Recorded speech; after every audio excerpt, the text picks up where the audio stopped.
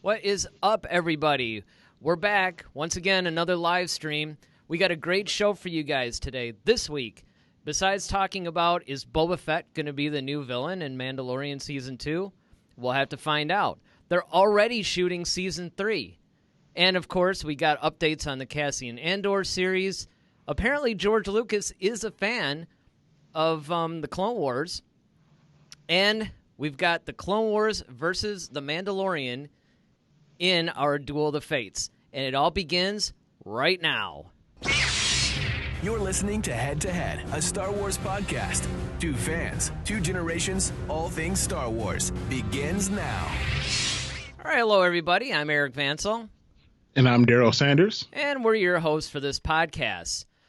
So I've actually been, we already talked about some of the books that you and I pretty much were reading, right? So Yep. It was Jedi Lost, which I finally finished. Did you actually finish it? No, I haven't finished it yet, man. It's been crazy dealing with a lot of the different things going on with the school system right now as far as nailing down an actual plan for our kids. So I've been pretty much ensconced in that, from superintendent meetings to department stuff. So I haven't had a chance to do that. And then they've got me on editing some projects for the school as well. So that's kind of where I've had my attention towards. So I haven't been able to get to it, but it's the weekend, man. So that's the perfect time for me to actually get into some more reading. Well, let me ask you this. How far into it are you? I got into the part where, if you recall, when they had that incident when they went to do that Jedi demonstration. Mm-hmm. Okay. Yeah. That's kind of roughly where I'm. Well, that's still pretty early in the book. Yep. So I guess it's pointless to ask you if you did Rise of Skywalker or anything like that, right? No, I haven't gotten to those yet. Yeah. Well, I mean, it's, the interesting thing about it, I'm going to be curious to know your opinion on Jedi Lost, because as it goes on, I have to say, it's a really good book. If you guys hadn't picked it up yet, it's awesome. In fact, I don't really want to give anything away, but just know that there's some really cool twists and turns, and that the way that it's done, as we mentioned on another podcast, of course, it's done a little bit more like a movie script, because it was supposed to be. Was it a movie or was it a Clone Wars episode? I believe it was supposed to be a Clone Wars episode. Okay, so it was like a Clone Wars episode, and then they just decided to turn into a book. Yeah, to turn into a book. Well, I mean, it's a phenomenal book. It's definitely worth reading. It wasn't actually something that was all that high on my priority list, but I have to say, man, it's one of the better books that I've read so far. And yeah, I mean, that's one of the cool things. I mean, even just learning about the character Dooku, because he's actually one of those characters I really wanted to kind of really, find out about, because just of his whole, his posture, his grandeur, what made him a count in the first place. So that's explained. And then how he eventually went to the dark side, always intrigued me, especially with him being Qui-Gon's master. And after we read Master and Apprentice, earlier. So having that backdrop, and then now kind of seeing a little bit deeper into the Count Dooku psyche, man, it's really cool. Just to even know that he was, that starchy, even as a kid, is just hilarious to me. Oh, I know. That was actually one of the best, revelations, in my opinion, was the fact that, he was like this little stuffy, starchy kid or whatever that, it was like, I mean, he's always had that aristocratic air about him. Yeah, it was almost like he kind of knew he was a count, even though he really wasn't. I mean, he was, but, he didn't know it at the time, right? Right. So, I mean, that's pretty funny. But, yeah, I mean, if you guys haven't read the book or anything like that, you should definitely check it out. So, I don't know. What do you say we go to the Cantina? Let's go get that drink. All right, let's do it.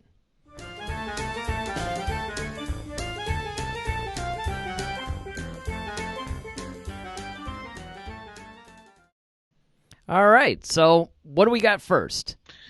All right, man. So, there's been some updates on the Cassian Andor front. And it's funny because, remember, for a long period of time, we really haven't had anything or heard anything about the Cassian Andor series. And then now, all of a sudden, it seems like we're getting inundated with a lot of different new information about this show.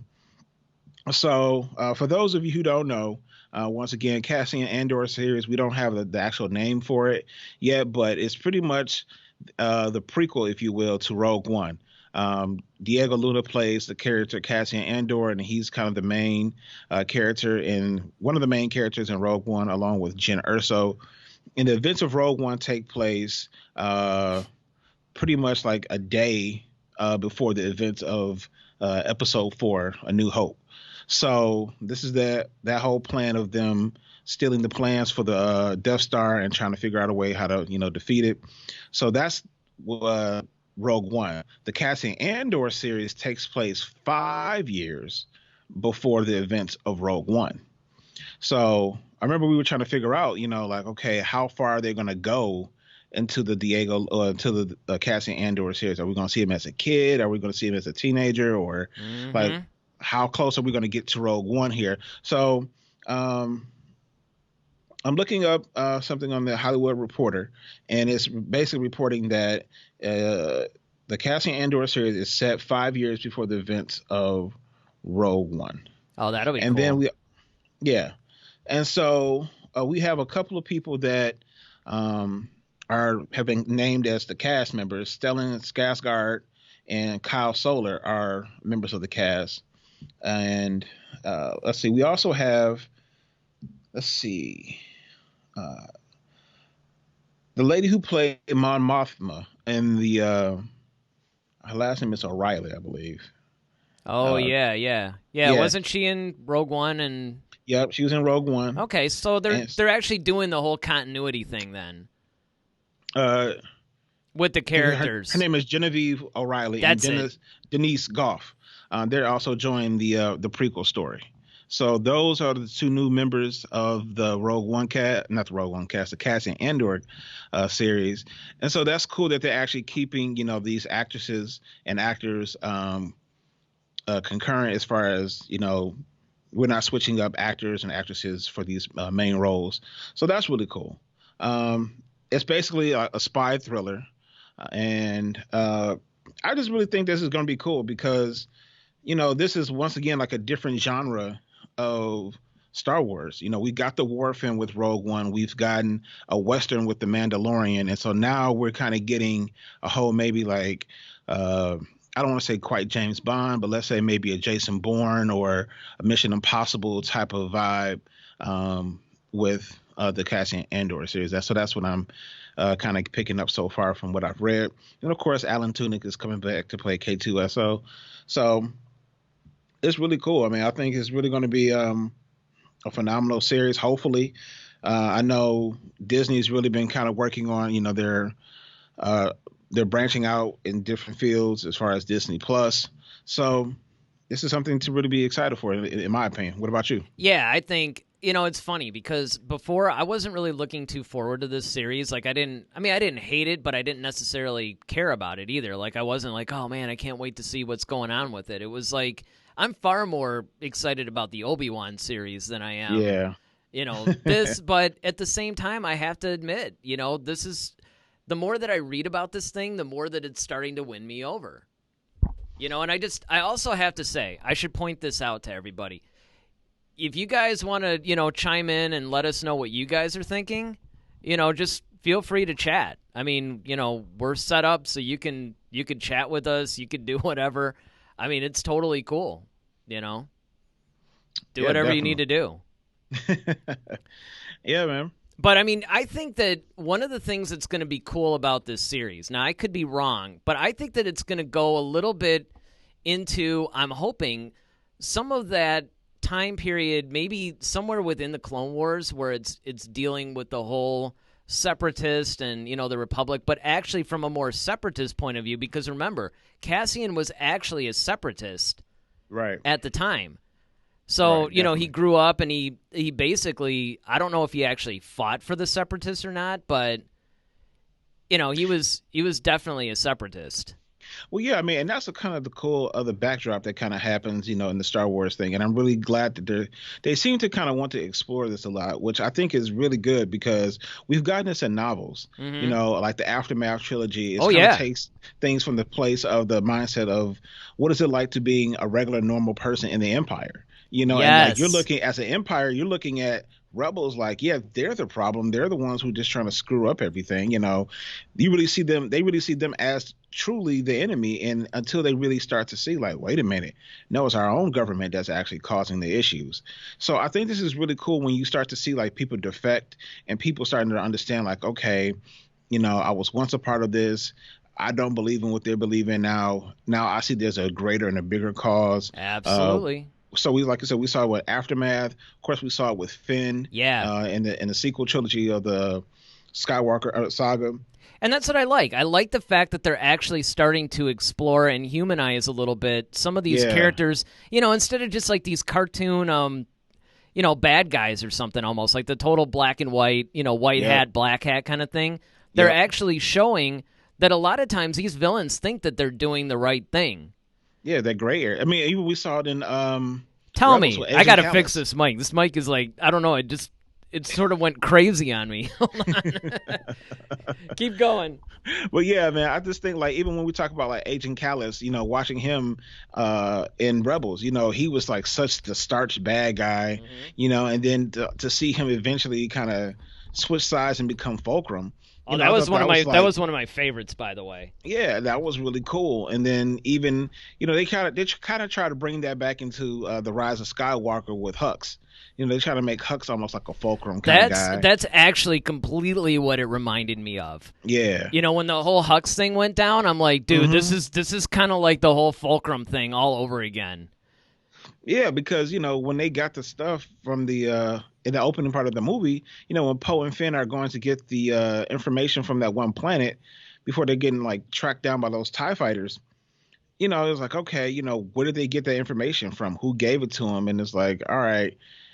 So I don't think it was Hux at the time, because I think Hux just kind of eventually, but it might have been because he's like, look, I don't care about you guys winning. I just don't want Kylo Ren to win. Right. He wants Kylo to lose. He's like, you guys can he- win, but Kylo's got to lose. And I mean, it was an interesting perspective because in the case of Kallus, his whole thing was like he had a change of heart. He could start to see some of the evil things that, the Separatists and everything were, or I'm sorry, the Empire at that point. I keep forgetting. Rebels is like after. Yeah. So he was starting to see some of the cracks, in the Empire and a little bit of the terrible things that they were doing and some of the atrocities that they were committing. And he started to slowly see that, you know what?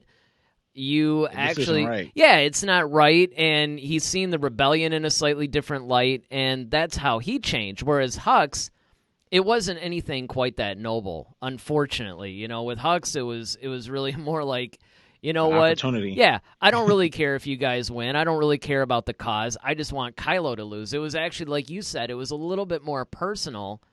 And it's like the enemy of my friend. I mean, the enemy of my enemy is my friend type situation. Yeah, totally.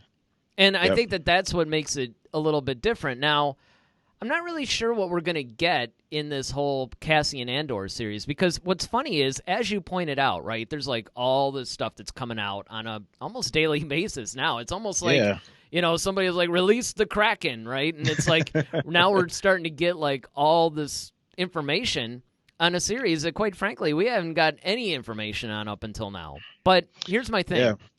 Here's what I'm wondering. I'm wondering if we're ever going to get any kind of, I don't necessarily want to say plot details, but something along the lines of an overall story arc, revealed to us. Because if you think about it, as much information as we're getting, we're not getting like the key piece of information, which is, okay, what's this about? We know where it takes place. We know, we know when it takes place. We know a lot of these different things, but we're not really clued in, about an actual plot. Yeah, I mean, I think eventually the eventual plot is pretty much going to be, focusing on Cassian as he leaves the Separatists. Like, okay, you're probably going to see initially, okay, he's a part of the Separatist Party. Something causes him to change. And then at that point, he starts to figure, okay, well, how do I get out of this situation? One, because I think he was actually like a soldier or an intel specialist or something like that for the Separatists. And I think eventually something changes his mind. He has that change of heart, and then he decides to kind of go to the rebellion. And then I think we're going to eventually see him link up with K2SO. Like they finally may have to, he might go on some mission and acquire that droid. And then they have to reprogram him because like, hey, this could be of some use to us. And, I just think casting, we're going to see them being crafty. I think there's going to be a lot of shell game stuff going on where there's some twists and turns we might see. That's just, given the context of where everything or how everything's going to take place, I can kind of glean that. But like I said, like you said, we don't know for sure what the story is going to be. That's the problem. And I think, hopefully, by one of these events, we'll start getting like at least a trailer or something, or at least a sneak peek as to what, we're going to see. Because prior to the coronavirus, they already are 6 weeks into pre-production of the show. So, Of course, they had to halt that. And then now it's like, okay, well, once we, people start getting the okay that it's okay to kind of resume shooting and, bring the crew back and everything like that, then they're going to really get into and I hope they're taking this time, like, okay, if there's any issues with the script or the dialogue, they're taking this time to punch that stuff up and really just make a really, really good series out of this, like The Mandalorian. And then we're probably going to get it in 2021. And hopefully by then, it'll be ready to go.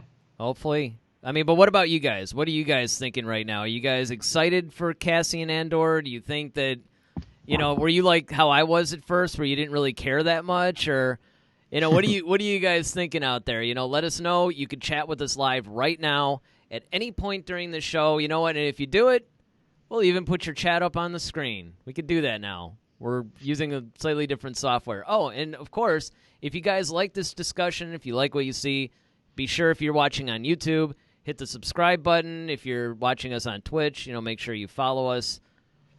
After all, we're here for you guys. All right, what do we got next? All right, so speaking of series, Season 3 of The Mandalorian has already been approved and in development. So this is a huge thing because we haven't even seen Season 2 yet. Right. But we kind of knew, okay, after Season 1, well, before Season 1 kind of aired, we knew they were already kind of working on Season 2. And it seems like it's keeping up with that trend of, hey, we're a year away, we've already approved it, and it's already in development. So I think that's really going to bode well. Like I said, I think Season 2, we've been talking about it lately with the addition of Rosario Dawson coming in to play Ahsoka Tano. And then, of course, we got my boy Moff Gideon coming back, Giancarlo Esposito. And, of course, The Mandalorian is back. And I think it's really just going to be a fun ride. I'm really curious to see, like, okay, well, how Season 2 ends to kind of give us, I wonder, like, all right, where's Season 3 going to go? Mm-hmm. Yeah, I mean, and this is the thing that's really funny to me is the fact that, like you said, you and I are still speculating on all the Season 2 stuff along with the rest of the Star Wars world. Right. And, we have no idea what's even in store for it. I mean, it's not like it would be one thing if we were talking about this after, say, the first couple of episodes of Season 2, because then, you can kind of gauge the temperature of it a little bit and kind of where it's going or whatever. But, I mean, with this, we have no idea where Season 2 is even going to pick up. We don't know the storyline or anything. And that they're already working on Season 3. Mm-hmm. In a way, though, to me, that's a really good sign because what that shows me, it's almost like another show that you and I love, non-Star Wars related, of course, but that's Cobra Kai. Yep. And one of the things that I liked about Cobra Kai and the way that they handled this, I hope you're listening, Kathleen Kennedy, although I seriously doubt it, but hey, you never know, is the fact that with Cobra Kai, they actually planned the whole thing out. They had an entire, I think, what did they say, like 5 seasons or something? Yeah. Yeah, like, something like that. Yeah, like they weren't sure they would be able to actually do 5 seasons, but it's one of those things that, okay, if we can go for 5 seasons, we have this whole story mapped out. And so each season in which they're approved, it's like, okay, we're going to now take that story in that direction. Right. And it sounds like that might be what they're doing with The Mandalorian. Like, at least there's some sort of a plan, there's some sort of a thing happening to where they have a definite direction. Even if the story isn't completely mapped out, they definitely have a direction of where they're going with it. And I think that that's really going to bode well for the series because one of the problems that, as you know, and you and I have talked about this a lot, is that the films the sequel trilogy in particular, of course, which is what we're talking about because of the Disney thing, the standalones were cool, but the sequel trilogy suffered from a total lack of direction. They did not plan the thing out from the beginning, and it became almost like a choose-your-own-adventure kind of thing, and I think that that's what suffered in the sequel trilogy, but it seems like with The Mandalorian, and I'm hoping Cassian, Obi-Wan, all these other Disney Plus series follow suit. Now, a little bonus Cantina thing that I read about today, but it certainly plays into what we're talking about, is apparently there's some sort of a all-female Disney Plus Star Wars series coming. Live or animated? Live. So it's going to be like a lot of action. I just read about it today. It's, really pretty much on the way over here to do the stream is pretty much, is when I read about it. So I think, though, that, again, from what I read, it's not even going to take place in any familiar time period in the Star Wars universe. It's going to be like kind of outside of that. It's like Star Wars meets Wonder Woman. It's like all Amazonians or all women and yeah. That's you mean cool. kind of like the earlier part of it? Yeah, absolutely. Yeah. And I mean and honestly, I think that is what needs to happen. I think they need to branch out a little bit. I would like to actually see them branch out before they start going back to the characters. Again, I'm cool with The Mandalorian because that's actually new enough. And in fact, I think The Mandalorian does it right as far as giving us familiar characters without beating us over the head with it. Right. And, who knows? Now, of course, we could have a very different conversation when it comes to Season 2, but this is a good time to point out, too. If you guys haven't, I'm assuming you guys have seen Mandalorian Season 1 on this channel, on our YouTube channel. Daryl and I actually do a whole review of all the episodes, so you guys are definitely going to want to check that out and, watch that, and it'll give you a little bit more context, too, as far as our feelings for this. But I'm looking forward to Season 2, so I can only imagine if they're really continuing this whole thing. I think Season 3 is going to be just mind-blowing. That's the vibe I'm getting. Yeah, I think Season 3, and I think anytime you start having the seasons, I always feel like Season 3 is the turn-up season. Right. Because, the first one is the establishing, let us know who these characters are, kind of what their motives, kind of set the scene for us. And then, leave us with something to kind of, mull over, while before Season 2 is released. Then once Season 2 comes up, it's the pickup. It's like, you kind of bring us back into that world again. And then now you're hitting us with some of the, main story. But I think in Season 3, I think that's where you're going to get the most action. I think Season 3 is the one that gives you the punch. It's like the twist in the story. I think that's where you really flush out like a lot of the big main story parts. And then, depending on how many seasons this goes, it could, whether it goes, 5 seasons, 8 seasons, I don't know, because the cool thing about this, you do have enough space in between Return of the Jedi and Force Awakens. So there's tons and tons of, lead room, if you will, before you get to, the Force Awakens. So I think, the Mandalorian can go out. I always want shows to go out at its peak. Like, okay, yes, you know what? Yes, this has had a good run. Let's get it out. Like, let's end it before it starts being redundant or stupid. And it's like, okay, now no one cares anymore. As long as when you can't tell a good story, it's time to pull the plug. Well, and I'll tell you what, in my opinion, actually gives me hope, which, that's a big word in Star Wars, right? Yes, definitely. So, first of all, it's only 8 episodes for the first season. Okay, and I'm let's just assume that it's 8 to 10 episodes per season for the show. Look at how they were able to capture us with the Clone Wars, and that was 22 for a long time. Yeah. So I mean, and it's they were pretty much starting to do stuff out of the gate. Like I mentioned to you, I think a week or two ago or something, I started rewatching the Clone Wars. So I'm in the middle of season 2 now, I think. And it amazes me how incredible that series was, even at the beginning stages. Remember when I told you about it and everything because you ended up watching it, but you were kind of like a season or two behind me or something. And I was like, yeah, man, every season just gets better and better and better. And it was amazing me because, yeah, there was some filler. Like I remember, and I know I'm going to get to this, and I think it's in season 5 where they had that 4-episode story arc with the droids or something. Remember that? Yes. Like they were stuck on some planet and they had to get back. And I'm like, I remember, like I enjoyed it when it first, like maybe for the first 2 episodes. Yeah. But after a while, it was getting close enough to where you thought, okay, we're getting toward Revenge of the Sith. Things are happening. It's like, no, man, I don't want to see this droid thing, and get me back to Obi-Wan and Anakin and Ahsoka and all them. Yeah, definitely. But yeah, I mean, I think that's just one of the things when you have a good show. It's like, you pace it. You're going to have some filler episodes because, you kind of have to ride the wave. Like, okay, the wave comes, you ride it, and then there's another big one. So I think, you have to do that with the show. I mean, all great shows have done it, 24. Well, but that's my point, though. See, I don't think that that's going to happen with The Mandalorian because you don't have enough time. I mean, you only have 8 episodes to tell this whole story and to bring the arc forward. Well, I mean, unless you count, what episode was it, 5 or whatever, that was like the Tatooine episode? See, the problem with The Mandalorian is only 30 minutes. Well, if that's the problem. My thing is if they would have made the show an hour show, yeah, I think that would have actually boded like Game of Thrones. Like I said, that's a good example because Game of Thrones didn't have a lot of they didn't have a whole lot of episodes, for a season, but the fact that it was an hour show, you were able to put in enough time and enough work that's like, okay, it kind of carries you a little bit.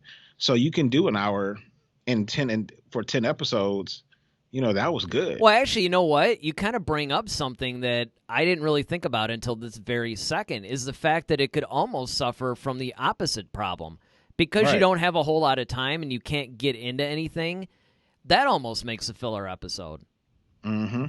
Because now you have to catch people and you got to get a lot in 30 minutes or 22 minutes. Well, without commercials, since it's a streaming thing, it's like you don't have to worry about commercials. I remember getting excited.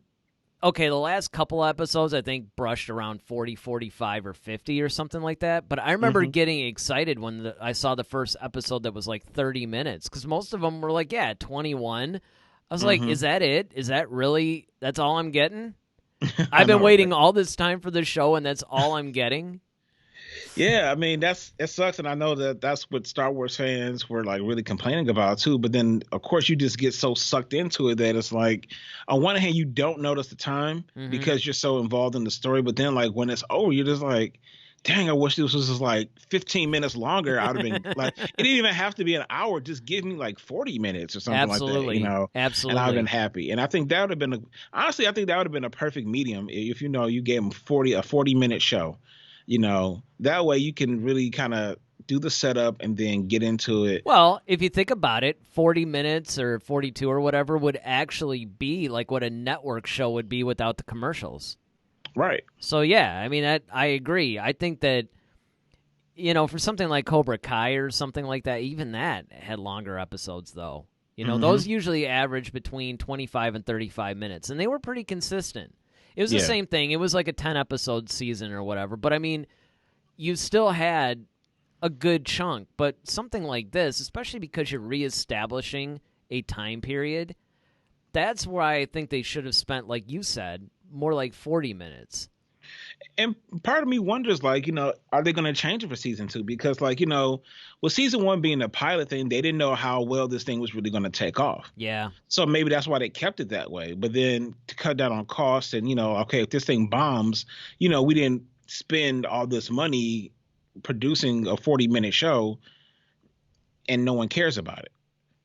So now that we see, like, maybe they look at the analytics of things like, people want more of the Mandalorian and they want it longer episodes. So maybe they may make season 2 longer. Yeah, I mean, that's a good point. And, it's something that I had thought about as well. It's what would happen if they increased the runtime of the Mandalorian to the point to where they could get into a little bit more. Because you're right, the first season's kind of an introductory season.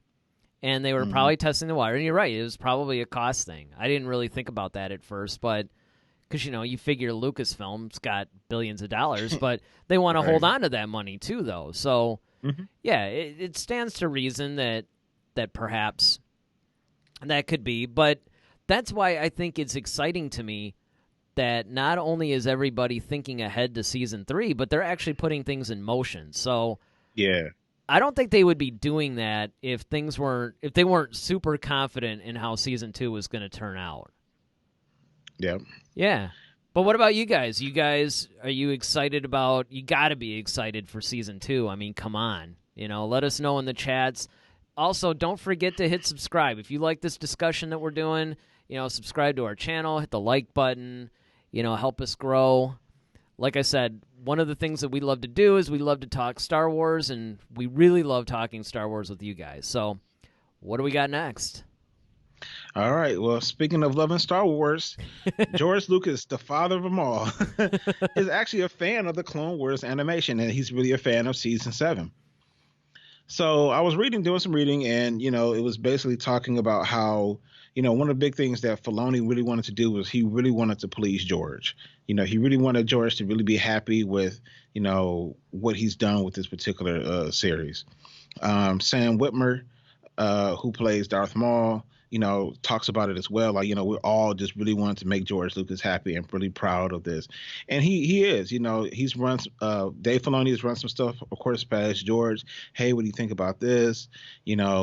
And it's cool to actually have that George Lucas like sits back and he watches and he'll actually comment about stuff like, oh man, really good episode, or man, I love that. I can't wait for the next episode. I can't get the deep fake thing out of my head. The what? Deep fake. Have you seen that? It's basically something that Collider started doing a while ago. Mm-mm. Are you sure I haven't sent you any of that stuff? Oh, man. They got this guy that does this dead on. I mean, he looks like George. Oh, yeah, that one. Okay, and he's like, and he's like commenting on, all that stuff. I mean, every single time I'm thinking now of George Lucas, commenting or sitting watching these things, I'm imagining something like deep fake, and he's making these sarcastic comments, and then, somebody comes along and goes, okay, take notes. All right, George doesn't like that. Let's change it. Because, yeah, I mean, I've always thought that that's what they should do. They should really try to take a little bit more consideration to what George would want. I mean, I get it. Disney bought it. George wanted to do like living nanobots or something, for the next movies. And I can understand that that's a little bit out there. But at the same time, look, this is the guy that created this whole thing. Right. Let him give his input and let him do it, because honestly, no matter how you felt about the prequels, all of that was successful. The guy really knows how to tell a story, and he really knows how to bring that universe to life, essentially. Yeah. And didn't he actually did, I think, I know he gave his input on Solo, but he was on the set for The Mandalorian too, right? Yeah, I think he was on the set a little bit for The Mandalorian. Okay. Yeah, and I mean, that's the thing. Look, this is the kind of thing. These are the guys, and is it a shock that these are good movies? Now, granted, Solo technically tanked, but that wasn't because it was a bad movie. It's just because it was a movie nobody cared about. And it wasn't promoted, but I mean, you didn't have it because it's coming off the heels of Rise of Skywalker. I mean, it's pretty much like, I mean, not the Rise of Skywalker, Last Jedi. Last Jedi. it wishes it were on the heels of the Rise of Skywalker. Right. It was on the heels of Last Jedi, so it's kind of like, Last Jedi is basically just out of the theaters, and Solo's like right there, and there was no marketing towards this. I don't think people really even. A lot of people didn't even really know. They bombed the marketing for that movie. That was terrible. I still can't believe that they did what they did with that movie. They dropped the ball massively on that one. I remember you and I kept sitting there saying, like, are we ever going to get a trailer? Things out? Yeah. I'm ordering the trailer like 3 weeks before the I'm ordering my tickets for the movie before even seeing the trailer. I mean, that's insane. Usually you see this stuff, even Rogue One. I remember they had that really weird where they showed Yavin or something like that, and they had Obi-Wan doing a voiceover. Remember that? It was like some really weird 30-second trailer or something. They just some college kid threw together. Yeah, I mean, it was odd, but it did give you a little bit of the vibe. I mean, not much. Obviously, the first official trailer that had all the footage that wasn't even in the movie, that was the one that was kind of the first official one. But I don't know. It's it's one of those things that, hey, it is what it is, but I think that Solo ultimately was a good movie. I know you really enjoyed it. Mm-hmm. I mean, especially the twist at the end, man. That was awesome. Oh yeah, that was really cool. I did not see that coming. No, and it's funny because now that I'm watching season 7 of the Clone Wars, it makes sense, doesn't it? Yep. Well, and then they're also shedding some light. I was reading this article. Oh, I don't remember where it was. I think it was in the IMDb. I could probably send it to you at some point, but it was talking about some of the plot holes that this episode well, now we're 2 episodes in. I haven't seen this one yet, but I read about it, of course. Right. So, they're starting the Siege of Mandalore, and now they're 2 episodes into this 4-episode finale. And essentially what they're doing is they're fixing some of the plot holes, and they're also enriching Revenge of the Sith. Mm-hmm. But there's also some new plot holes that are coming. But again, a lot of those are relatively minor, and they're only because nobody had the information. Like, I'll give you an example.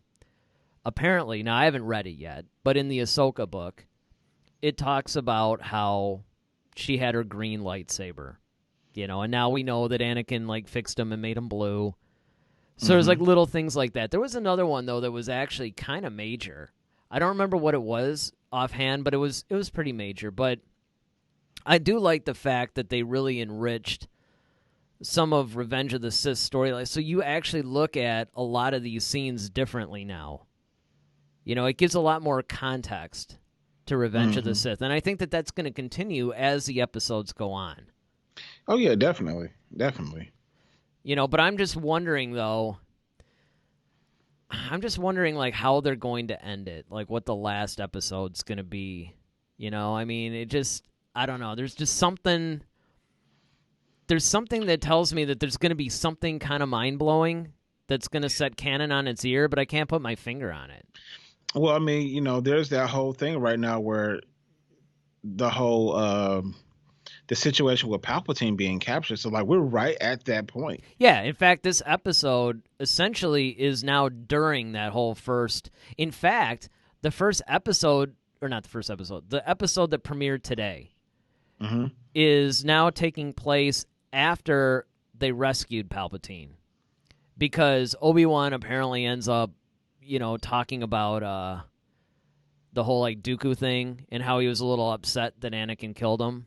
Mm-hmm. So, yeah, we're not only bumping up against Revenge of the Sith, we're, fully into it now.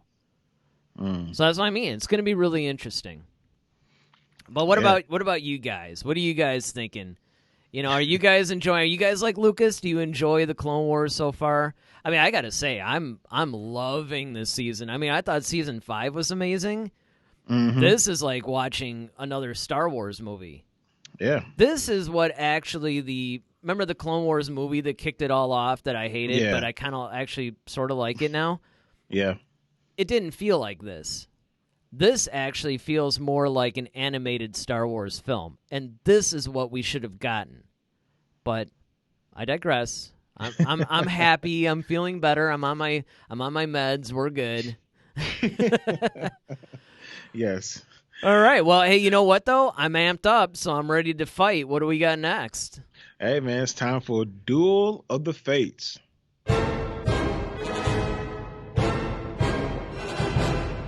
All right. Give it to us. So this week we have which had the better season 1? The better season 1.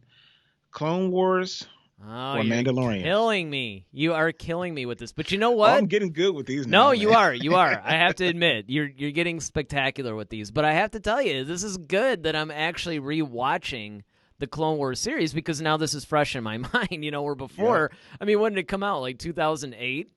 Yeah, somewhere on it, yeah. It'd be like, well, which one was better? Which season 1 was better? And I'm thinking, dude, I don't even know if I could do which season 5 was better at this point.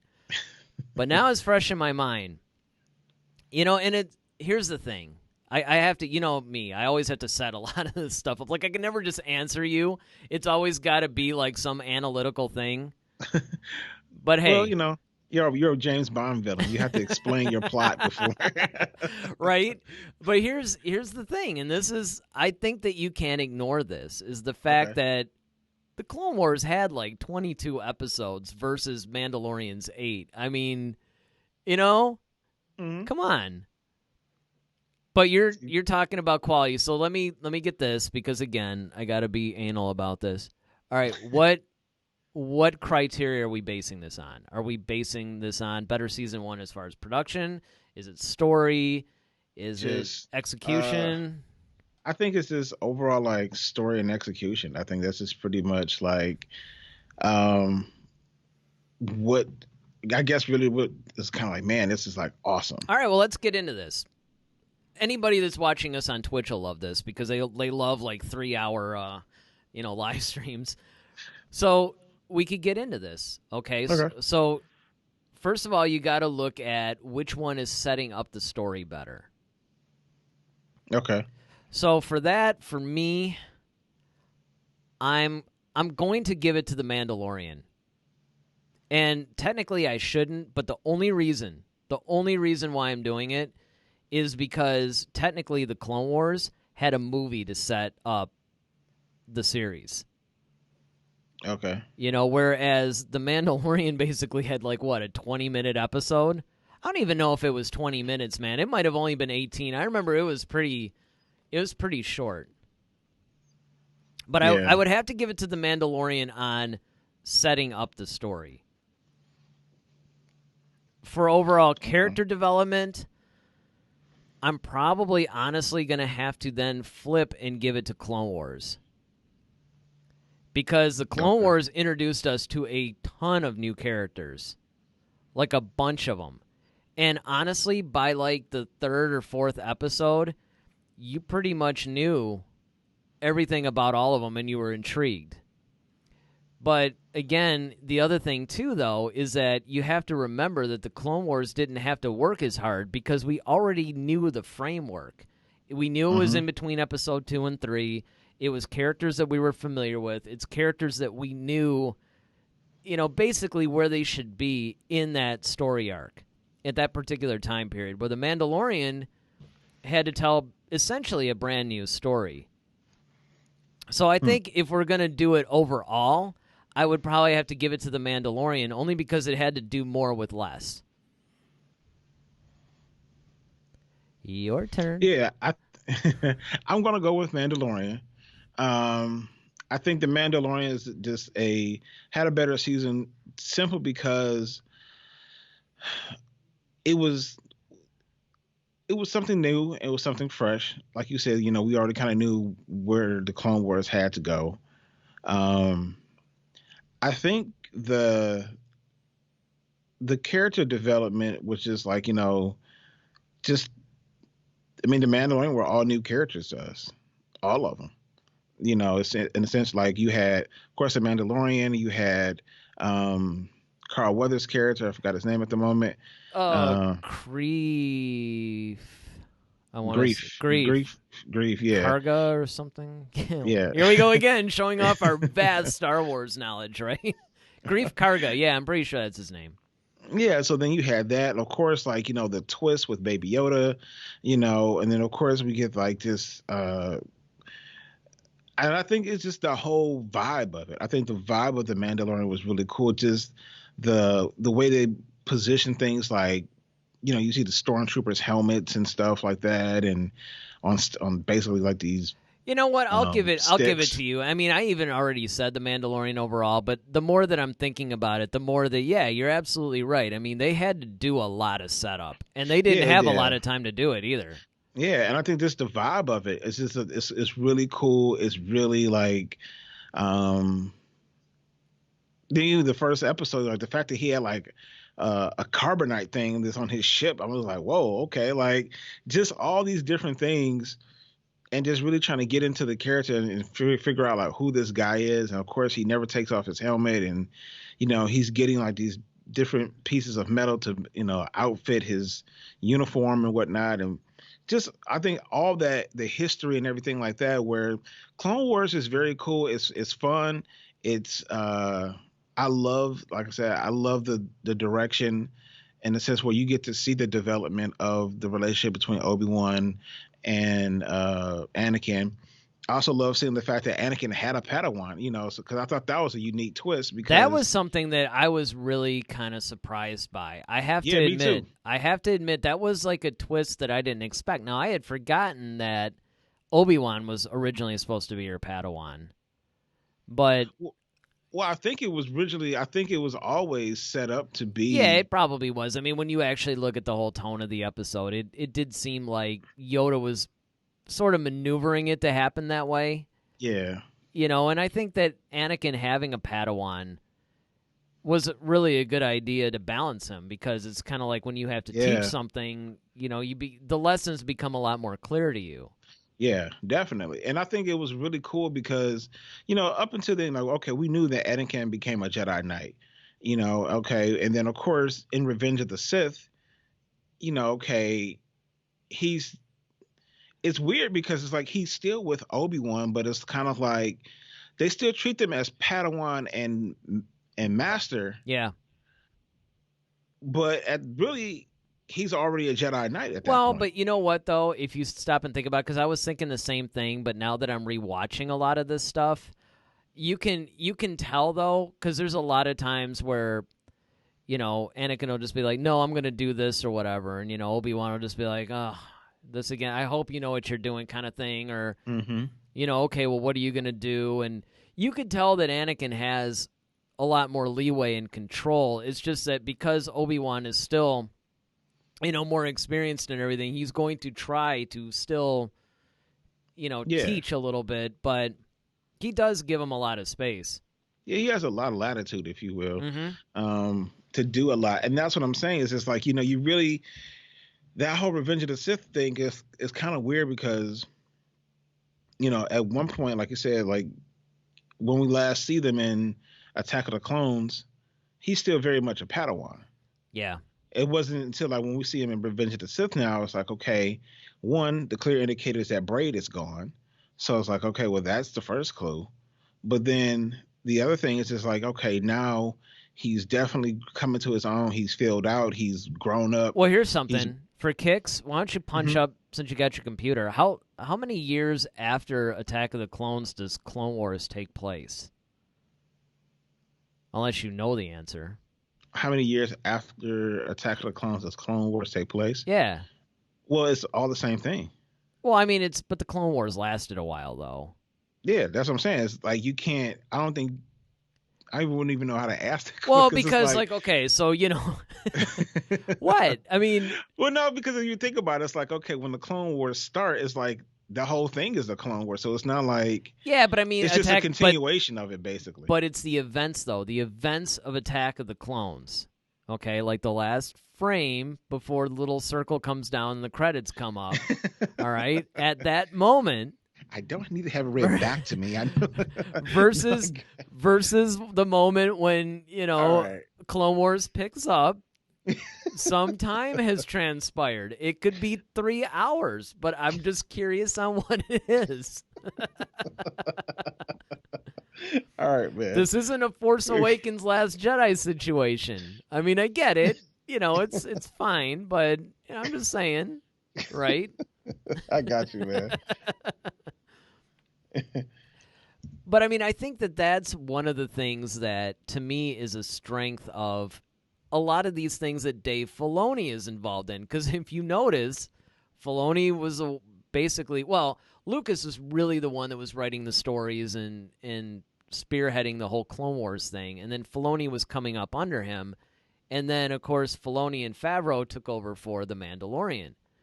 And I don't think that it's coincidence that those seem to be the two things that the fans really love in the Star Wars universe, even now. Because everybody could say, well, yeah, but technically, Clone Wars happened before the whole sale of Lucasfilm, and it really kind of happened during, because that's why with Season 6, we got that really short, cut together real quick Season 6, because that's when the sale happened. But Season 7, the current season, That's all the Disney one. That's all Filoni. Okay. So you got the answer? I have the answer. All right. All right. So from Attack of the Clones to Revenge of the Sith, past 3 years. The cartoon series, The Clone Wars, covers the 3 years between the two films. Okay. So they don't really like give you like, okay, like 12 hours after the last scene or whatever. They just are trying to tell you that, hey, it just covers the time period between. So between the little circle that Oh, yes, 3 years. You're gonna throw that back on me, all right? Yep, a little Yoda deflection back right at you, man. Yeah. So it's basically 3 years from that little circle to we get to Revenge of the Sith is 3 years. Okay. So they don't really tell you like when the Clone Wars movie comes up. But that's okay because it's like you said, obviously some time has transpired. He grew his hair out. You know, Anakin doesn't have that little Padawan braid anymore. He grew his hair out. So sometime, like at least figure 6 months to a year. Yeah. Something like that. Reasonably. But, I mean, yeah, and I think it's funny. You know, it's not going to be much of a duel, obviously, this week because, again, we basically agree. But we feel, at least, that The Mandalorian has the upper edge because of what it had to accomplish in a very short period of time, very few episodes, short running times, and it is very intriguing, and it's giving us essentially all new characters. So, but what about you guys? You know, if you guys want, chat live with us. If you guys are watching the replay, you know, hit us up in the comments section. We would love to hear from you guys. All right, what do we got next? Should be our main topic, right? Yes, sir. It is from a certain point of view.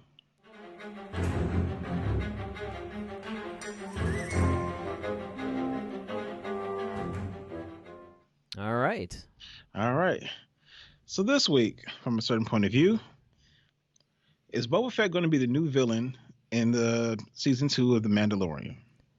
So I was you were looking up something with that. I remember. Yeah, so there's been a lot of chatter, and of course, everybody's been kind of speculating that, you know, they're actually going to, I guess, I don't want to say fix canon, but they're actually going to pretty much confirm canon, I guess, that Boba Fett did escape the Sarlacc pit. And I think that would be a great, task to kind of show. Because, well, of course, you know, Boba Fett being one of the most beloved characters in Star Wars, even though he really didn't have much screen time, just his sheer presence just gleaned a lot of love.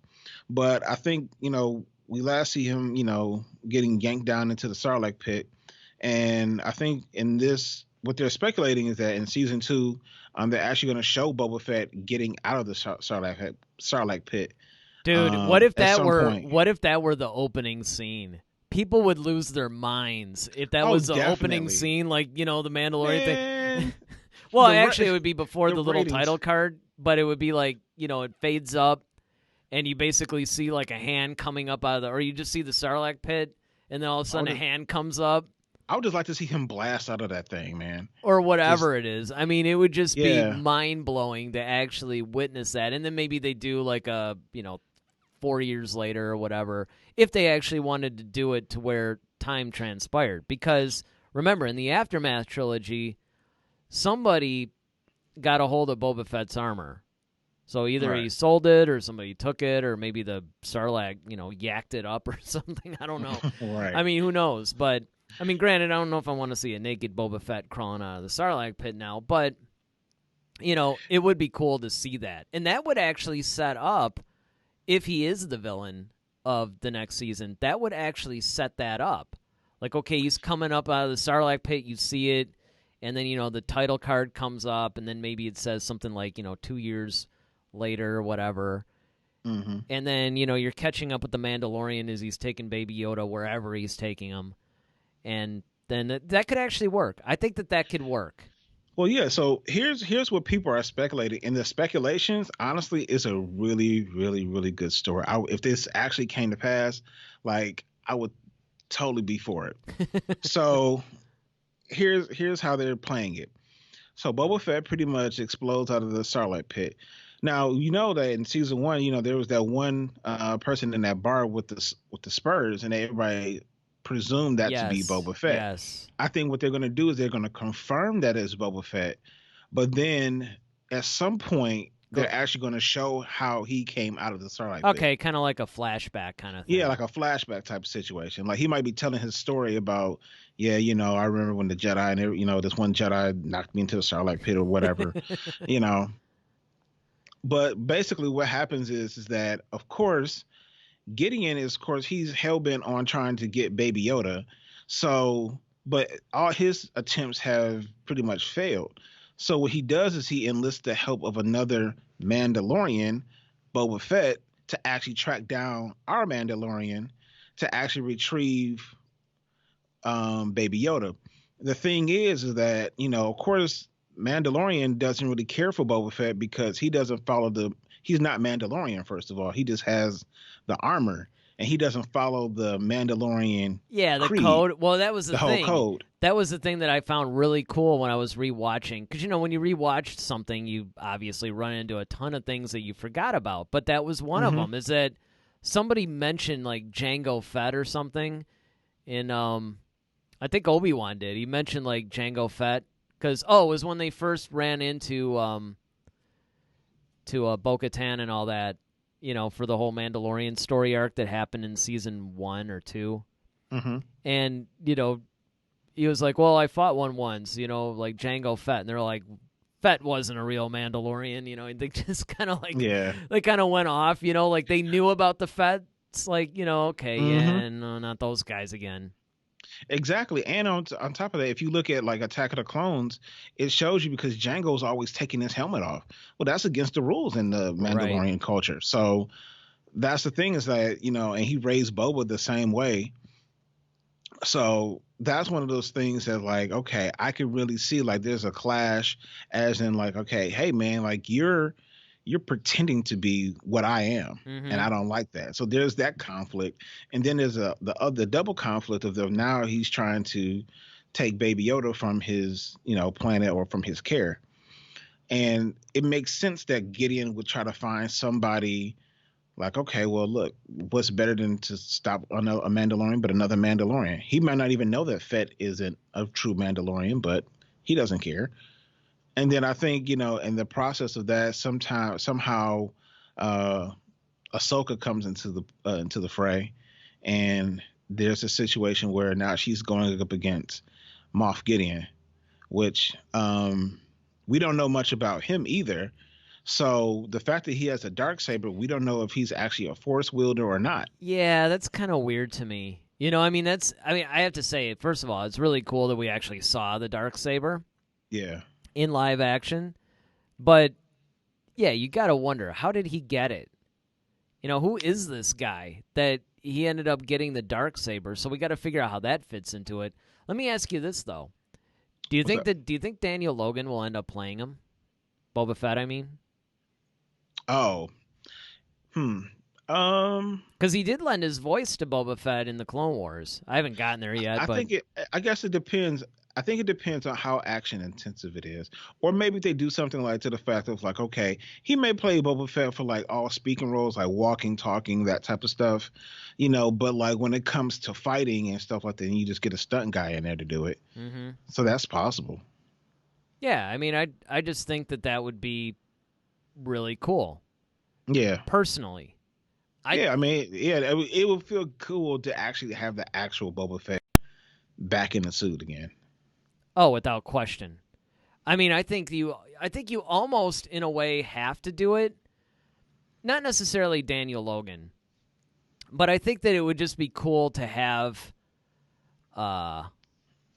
just to have like the person that we know. I mean, granted, in Attack of the Clones, he was a kid. I get it, but they did use his voice in in the whole Clone Wars thing. So why not? Why not bring him back? I mean, if he's able and he's willing, and I know he's willing because he's talked a lot on, his various like Instagram and stuff like that about how he would love to come back and play a live action version of it. I say, why not? If you're gonna have him as the, as the guy, right? Why not do it? Let him go all the way. But that's how a lot of people felt about like Erica Eckstein. Was it Ashley Eckstein? Ashley. I don't know where I got Erica from. Ashley Eckstein, as far as playing like Ahsoka, like she really wanted to play Ahsoka, and the fact that they went with Rosario Dawson, as a character, she's happy, but I'm just like, I know she was still kind of bummed out, like, dang, I mean, and especially when you've been playing that character for so long, and you become this beloved, person because of it, It's like, and here's my thing. I'll tell you where I stand on this is the fact that, I get it and I understand everything, but it's going to be so weird that when Ahsoka talks and it's not the Ahsoka that we're used to hearing, that's going to be where it's going to be a little weird for me. Especially when it's like and she's played both versions of Ahsoka. She's done the older season Ahsoka and she's done the younger one. And she's even talked about how she's had to go back and learn how to do the younger version of Ahsoka because, she got used to doing the Rebels version, which is older, more mature, things like that. So I think that's going to be weird, like you said, because we're so used to hearing her as the voice of Ahsoka. But I will say that Rosario Dawson is almost like a spitting image of Ahsoka already. And, we haven't even seen her in makeup yet, but it's just like, man, Well, that's what I'm saying. I mean, from a looks perspective, I'm down with it. In fact, like I've said before, if you remember, I actually suggested, well, get Rosario Dawson to play Ahsoka if it's not going to be Ashley, because I could see that. And there was a handful of actresses that you could say, okay, maybe this one would be good, maybe that one would be good, but she's like dead on. Mm-hmm. And I always thought that she would be the best one to do it. So, I'm hoping that with the whole Boba Fett situation, that if they don't get Daniel Logan to do it, it's going to be really weird, though, because if you think about it, he was an unaltered clone, so he had his own look. He didn't look like the other clones do. Mm-hmm. So they could almost get away with casting somebody that just sort of looks like an older version, but I don't know. But here's the thing. So what do you think? Because there's going to be other original trilogy characters supposedly in this. Who else do you think might pop up, especially if Boba Fett ends up being the main villain? That's what I'm curious about. You could make an argument that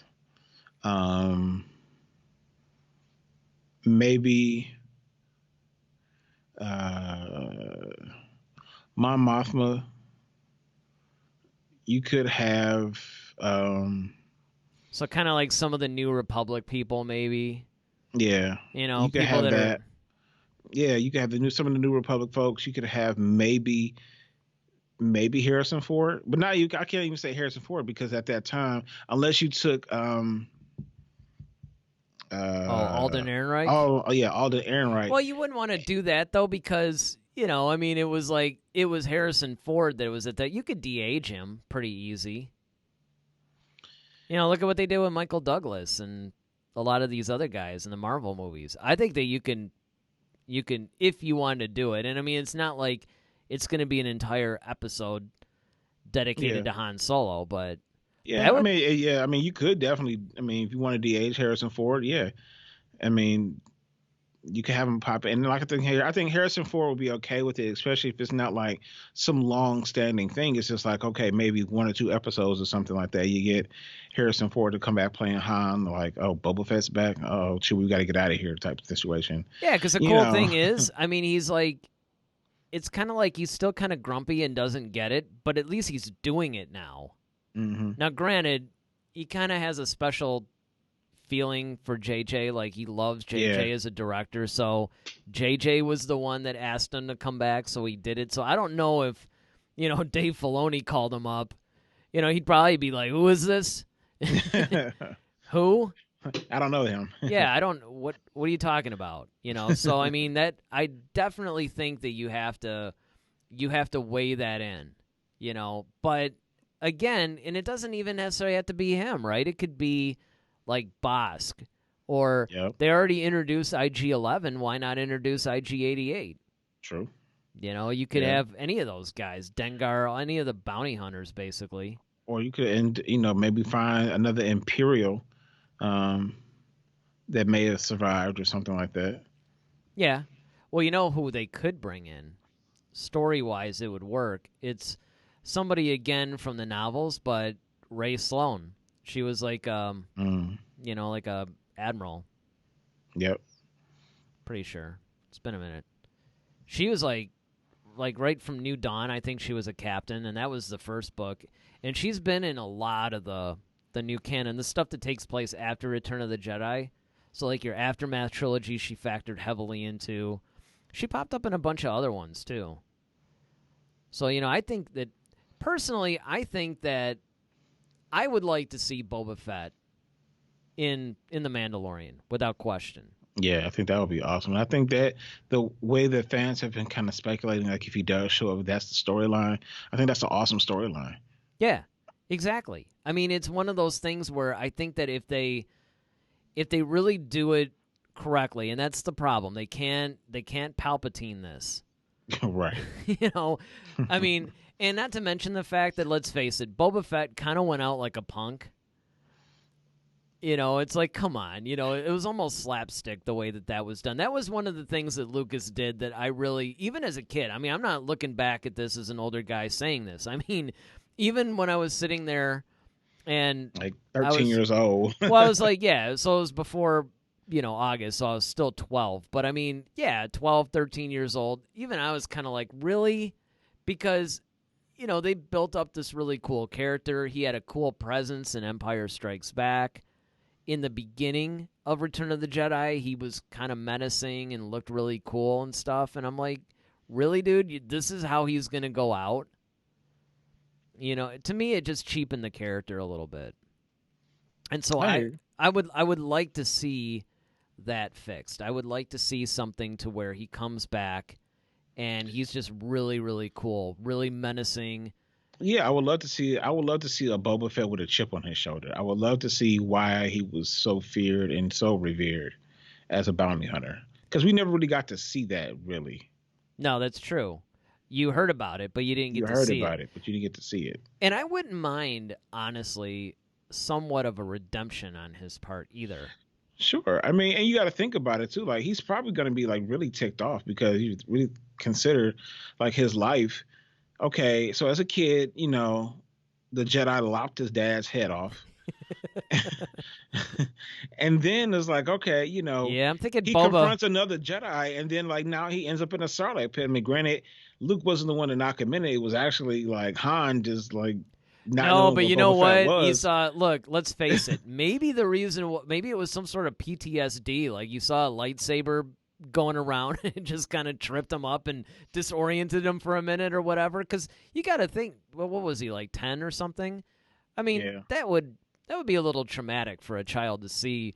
Yeah. Having your dad's head lopped off. I He's mean, all not only holding did it the lopped helmet and off, stuff. but then and not only did it get lopped off, he watched the body like crumple to the ground, and then the head rolls directly to him like a bowling ball. I mean, head is still encased in the helmet, mind you. It's still like that's just and this just shows you Lucas's thing a little bit, right? Because on one hand, he could be all slapsticky like the way Boba Fett died, but then the way Django died was all dark and creepy. And I remember when watching it in the theater, man. I remember thinking to myself, like, that's pretty grim.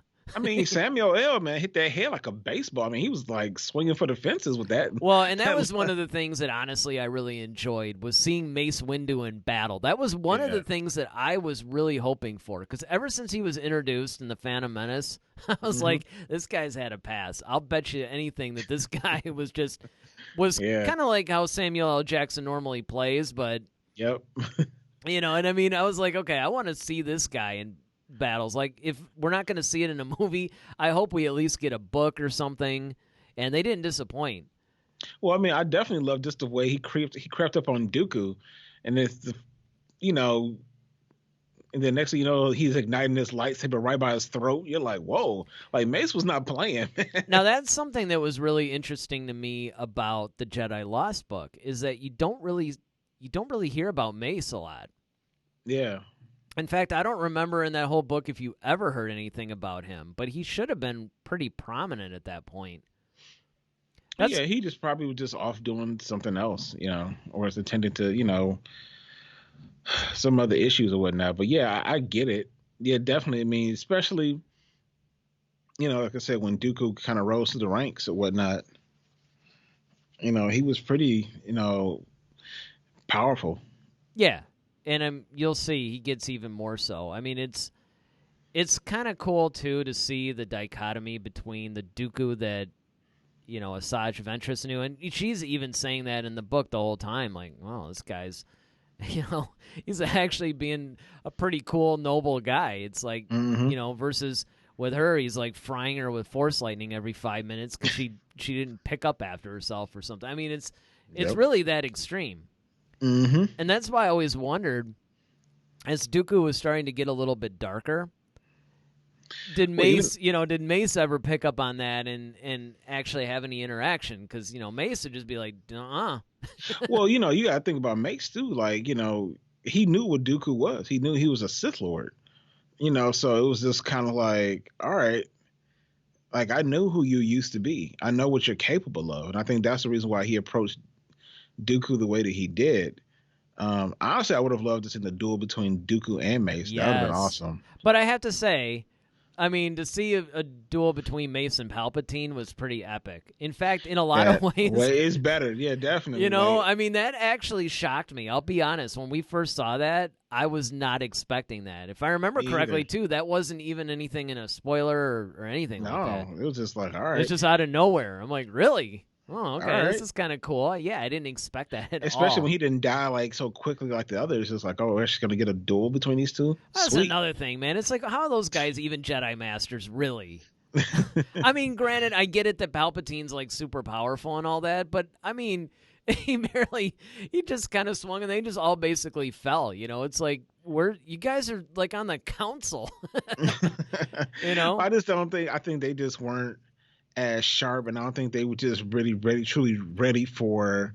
And they probably thought they were going to get somebody like Dooku and not like Palpatine. I mean, not that they wouldn't even know how powerful Palpatine really was. But I just love the fact that even with the whole Dooku thing, when you saw the fact that he was Yoda's Padawan, and so like you get a master versus his Padawan. That's the first time, and then of course you get eventually the Anakin and Obi-Wan. Situation. Yeah, lots of, teachers versus their students in Star Wars, apparently. Mm-hmm. But, I mean, it makes sense. And, yeah, it was really interesting. And I would like to see Attack of the Clones again now, looking through the lens of The Lost Jedi, because it's going to inform a lot more to certain scenes in that movie. Mm-hmm. I mean, I love Christopher Lee's portrayal of Dooku. Oh, yeah. It's Definitely. just so perfect casting. It really is. It's just so good, and I was really glad that he got to see that story arc through. He was even creepy in the Clone Wars cartoons, like this. The way that only the movie. Yeah, he did. Unfortunately, I was kind of hoping he would do the voice for the Clone Wars, but yeah, I mean the way that if you're talking about like the character is portrayed. Yeah. Dooku. It's really expanded, and that's where we really start to learn more about him. And that's after reading this novel. I'm glad I was able to finish it before, I got too far in it. Because, like I said, I'm maybe like halfway through season 2, but I'm also watching season 7. So, probably later tonight I'll go home and I'll end up watching. Yeah, me too. The next episode. So, I mean, that part's pretty cool. But what about you guys? What do you guys think about the whole Boba Fett story arc? Do you think that should we just leave him in the Sarlacc pit? Do we maybe leave him for the novels to explain? Or do you guys want to see him play a prominent role in The Mandalorian? Or, I'll even throw another one out there. Do you guys maybe want to see him make like a cameo or something? Like maybe he's not, like super prominent, but he makes an appearance every once in a while. Let us know in the comments section, or if you're watching live, chat right now. All lines are open, as they say. All right, well, I guess it's time for my favorite segment. This is where we answer you guys' question, and it's a segment that we like to call Clear Your Mind.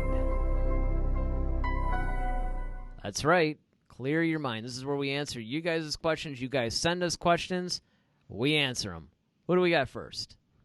First question comes from Lawrence Swoon. And how appropriate for his question. This is a total guy question. Who would you guys date, Princess Leia or Rey?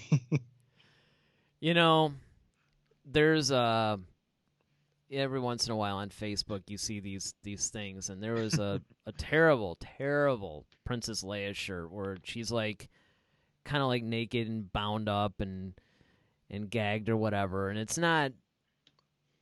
It's kind of based on Carrie Fisher, but a little enhanced, shall we say? I got you. And but of course, hey, look, we did get her with the bikini scene in Return of the Jedi, and that made every guy like we.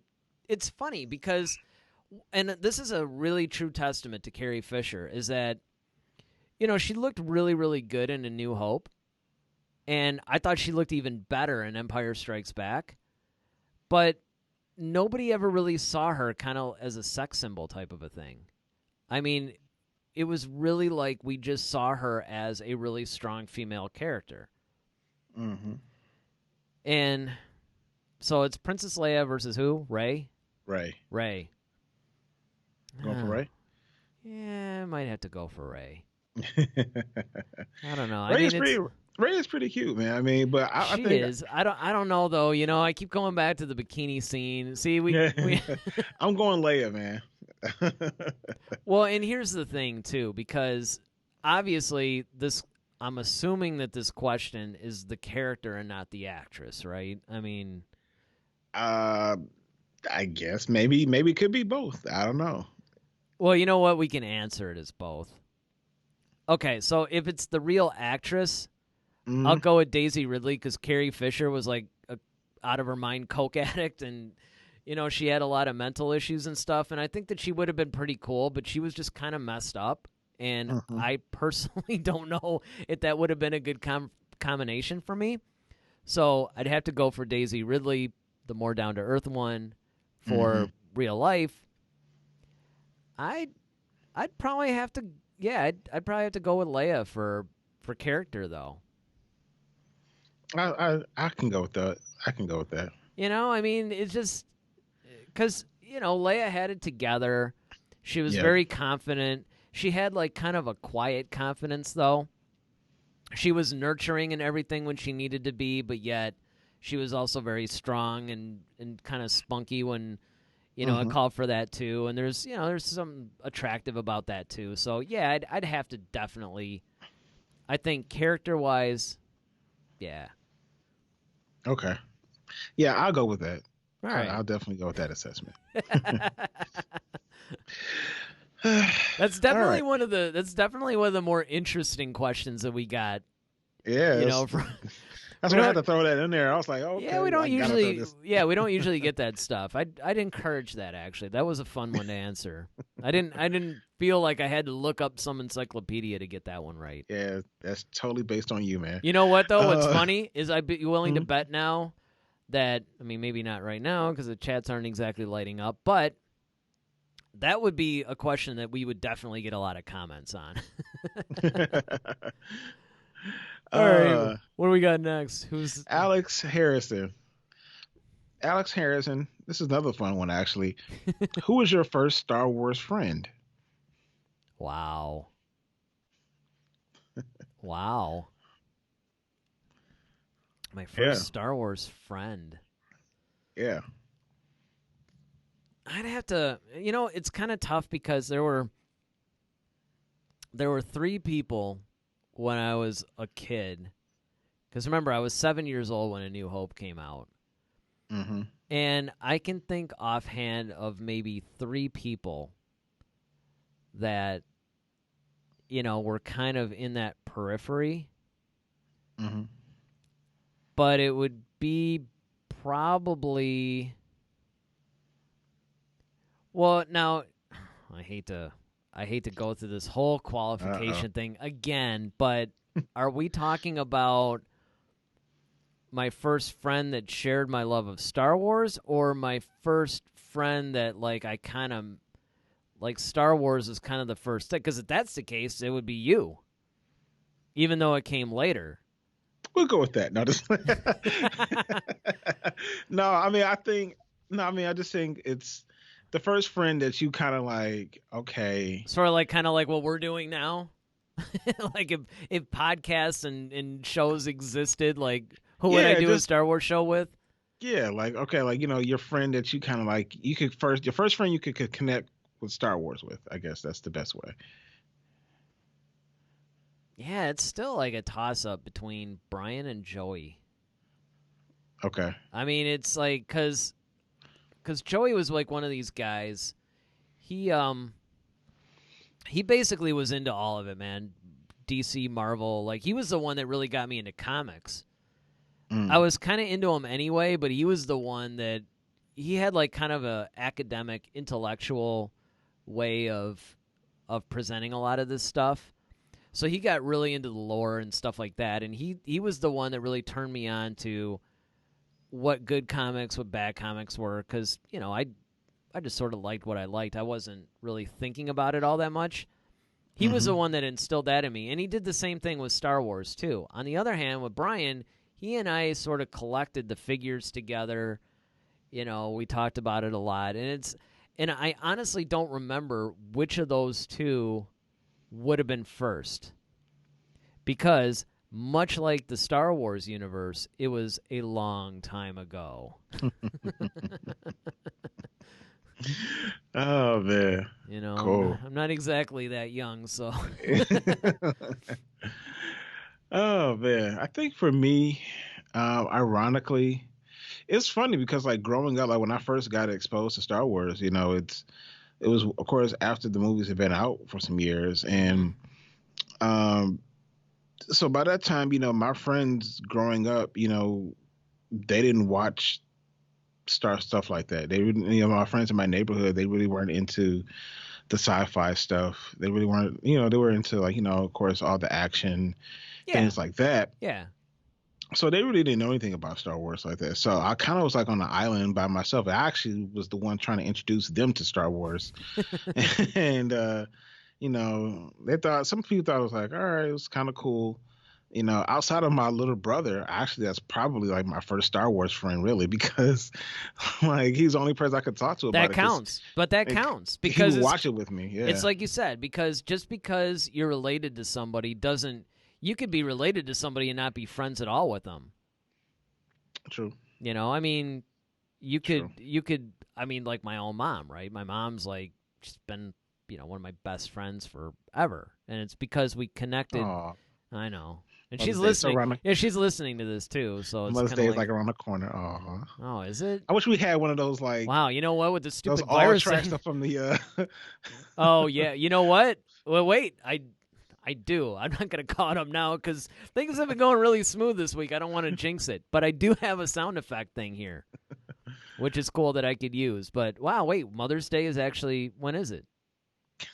Well, you just ruined that one. Well, I mean, hey, start off as the listen, best friend. Now you don't remember when I'm a mom. It's the virus. You know, charge it to my immune system, not my heart. You're okay? Because Mother's Day changes.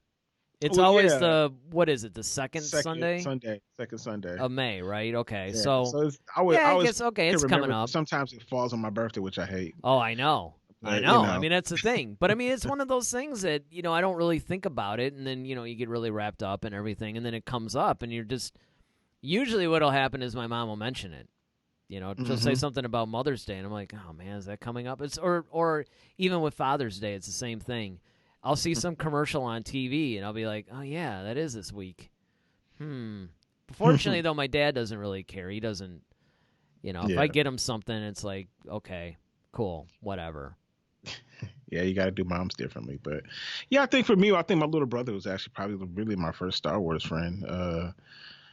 Just because he was the one who watched the movies with me, you know, and we would like play Star Wars in the house and stuff like that and outside in the backyard. And that was kind of our thing. But I think like the outside of family, it was this guy named Eric, not you though, but it's close though. But close, yeah. It was a little foreshadowing, I guess. All right. But yeah, I met him at Luckett, and I was in the 6th grade, and I forgot, but I made mention of something, and he's like, "Oh yeah, the Han Solo did this," and I was just like, "Whoa!" It's like, wait, you know who that is? Yeah, exactly. I'm like, friend. That's kind of how my old drummer Keith Pluff, when he first joined the first band that I was in with him. He was just one of those guys that he would show up, and he and I weren't really trying to get to know each other all that well at that point, and because he was friends, we were both friends with the guitar player, but we hadn't made a connection with each other. And I happened to mention the drummer, Dave Weckl. And, he kind of looked over. He's like, wait, you know who Dave Weckl is? I'm like, well, yeah. Because at this time I was like heavy into the jazz studies I was doing and all that. I'm like, absolutely, I know who he is. And it was kind of like that was the same kind of thing. It was this bonding moment that to this day, we're still great friends. In fact, he's the one that, well, maybe not so much anymore, but he was the one out of that band that I would see the most and that I would hang out with the most. And you would never have known that. So, I mean, a lot of times something like a Star Wars could actually, help form a friendship that it starts out where it's because you have that in common, but then it branches out into everything else. Yeah, and that's exactly how you and I became friends. I was just about to say. It's just kind of like, with us. At first it was kind of like you're coming out of the studio all the time, but then we started talking about Star Wars, and then that just sort of led to, to everything else. So, I mean, it's kind of cool. I mean, it was a little bit harder for me, I think, too, to pinpoint that whole friendship thing, only because, I was there at the beginning. So, when people say, well, who's your first Star Wars from? It's like, well, everybody.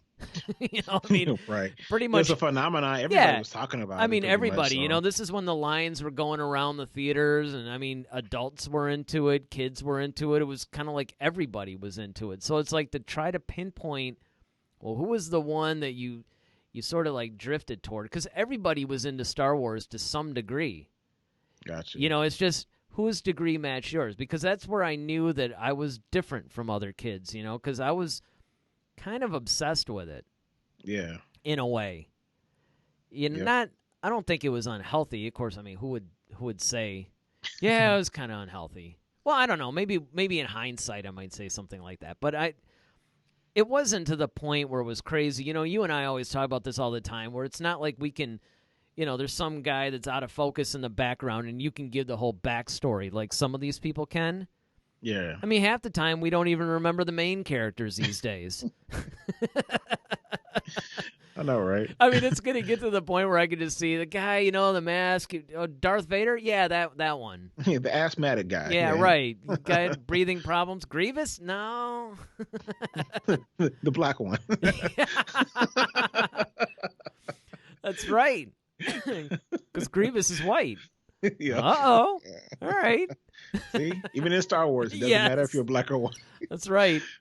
There's definitely something wrong with the air over there in Star Wars land. But, yeah, I mean, and I think that's what's cool. But, you know what, guys? I mean, that's pretty much going to close out our show this week, I think.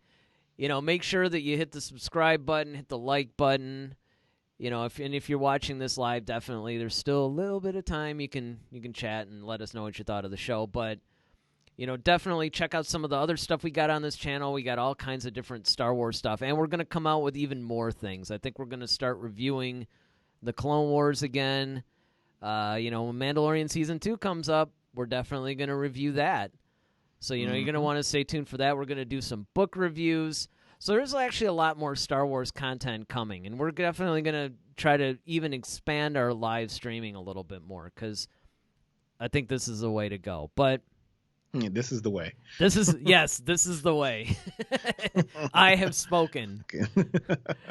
All right, well, I'm Eric Vansel. And I'm Daryl Sanders. May the Force be with you. Always. Head to Head, a Star Wars podcast. Be sure to follow us on Twitter @HeadToHeadSW. Submit your questions for our next show. Visit our official website at headtoheadswpodcast.com. Until next time, may the Force be with you, always.